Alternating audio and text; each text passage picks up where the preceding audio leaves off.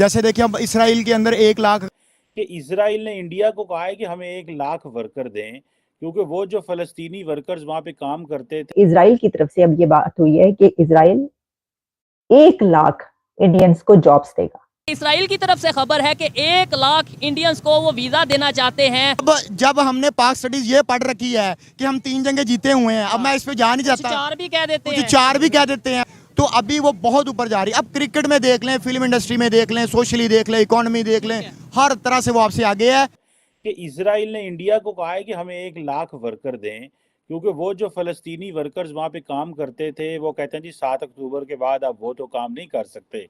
आपको क्या लगता है कि इंडिया तो बहुत बेनिफिशियरी भी है, कई तरफ से तो ये भी खबरें आ रही हैं कि शायद अमेरिकन ये कहें इंडिया को कि वो इजराइल को असला भी दें।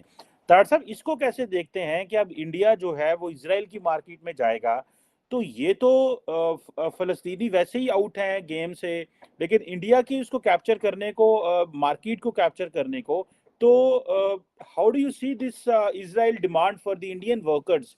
लगता तो यह है कि बेनिफिशियरी तो इंडिया हो गया इस क्राइसिस का, जिसके वर्कर्स और सारे पढ़े लिखे लड़के वहां चले जाएंगे फॉर जॉब्स।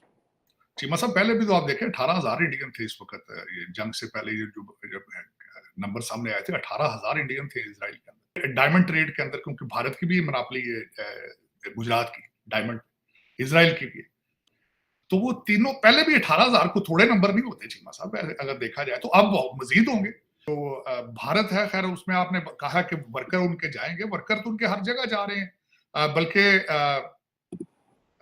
उसमें कई ममालिक में कई नई एवेन्यूज जो है दे आर गोइंग। जर्मनी में काफी जा रहे हैं इस वक्त, अगर देखा जाए तो भारतीय जो है वो काफी जा रहे हैं, और इजराइल करेगा जो मर्जी करेगा, कोई उनको रोकने वाला नहीं है। और मैं माजी का अगर उनको ट्रैक देखा जाए तो अपना वो हमेशा टारगेट अचीव करके जाके सीज फायर करते हैं। जैसे देखिए अब इसराइल के अंदर 1 लाख जा रहा है इंडिया का, तो उसमें इंडियंस को फायदा होगा। लेकिन अगर आप ये सोचे फलस्तीन उनके साथ रह रहा है, फलस्तीन के लेबर तो वहाँ पे काम कर रहे होंगे ना, तो वो उनको अब जगह छोड़नी पड़ेगी और वहाँ पे वो आएगा। मैं तो इनको इतना कहूँगा, चाहे इन लोगों को बुरा लगे कि मौलवियों की तो रोजी खुल गई है।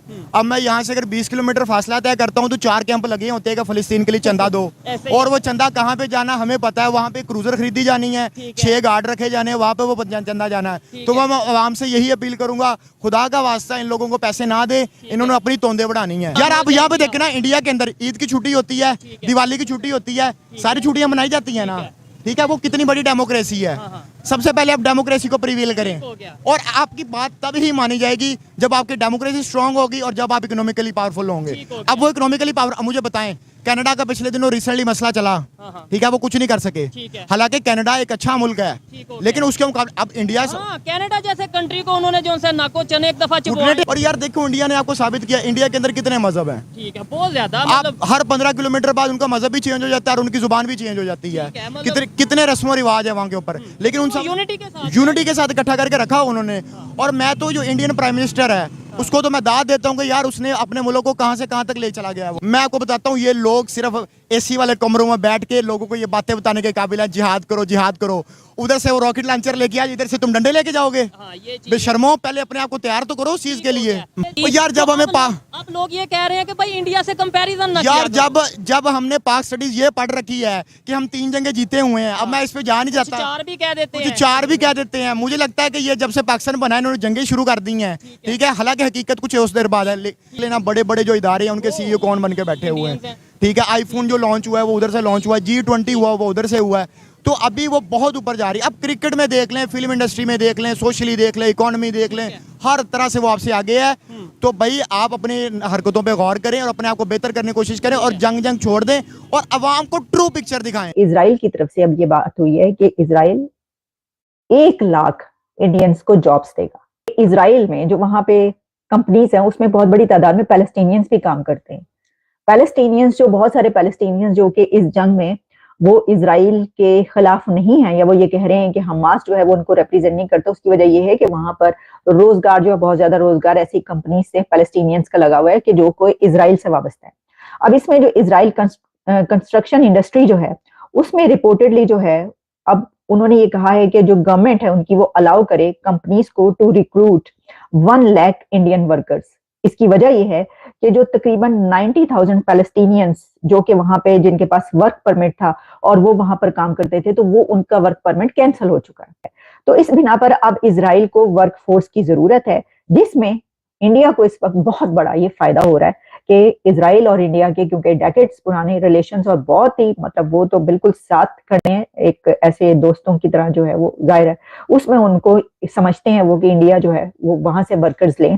और उन्होंने कहा है कि हम इस सिलसिले में निगोशिएट कर रहे हैं और हम ये इंतजार कर रहे हैं उस डिसीजन का कि जो इजरायली गवर्नमेंट जो है वो इसको अप्रूव करे, और उसके बाद हमें ये उम्मीद है कि हम 50,000 से लेकर 1 लाख तक लोग जो इंडियंस हैं उनको हम यहाँ पर जॉब देंगे अपने इस सेक्टर में। तो आप ये देखें कि इसमें एक कंट्री है जिसको बहुत फायदा हो रहा है इस वक्त, और वो इंडिया है। वैसे तो मैं समझती हूँ कि वो कौन सा कंट्री है कि जहाँ पे वो जॉब्स नहीं कर रहे। ये तो इजराइल में वैसे भी बड़ी तादाद में इंडियंस जो है वो मौजूद हैं। इंडिया कॉरिडोर डेवलप कर रहा है, कनेक्टिविटी दे रहा है मिडल ईस्ट और यूरोप को, और हम आपस में ही लड़ाइयों से जो है वो नहीं हो रहे।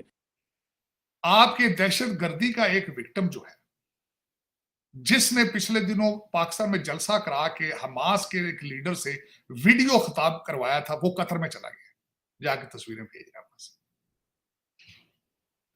लेकिन आपके सिटीजन, आपके लीडरान, आपके मदरसों के फाउंडर जो वो है मौलाना फजलुर रहमान साहब, वो अल ऐलान जाकर कतर में हमास के लीडरान के साथ खड़े हैं और उनकी बहुत बड़ी फॉलोशिप है पाकिस्तान के। इजराइल में हर नागरिक के लिए मिलिट्री ट्रेनिंग कंपलसरी है, और उसका रीज़न ये है कि इजराइल चारों तरफ से ऐसे देशों से घिरा हुआ है जो हिस्टोरिकली इजराइल के दुश्मन रहे हैं, जैसे Syria, Iraq, Jordan, Lebanon, Egypt. इन सारे देशों से इजराइल के वॉर्स हो चुके हैं, इसलिए इजराइल को बहुत ही एक्स्ट्रा कॉशियस रहना पड़ता है नेशनल सिक्योरिटी के मामले में।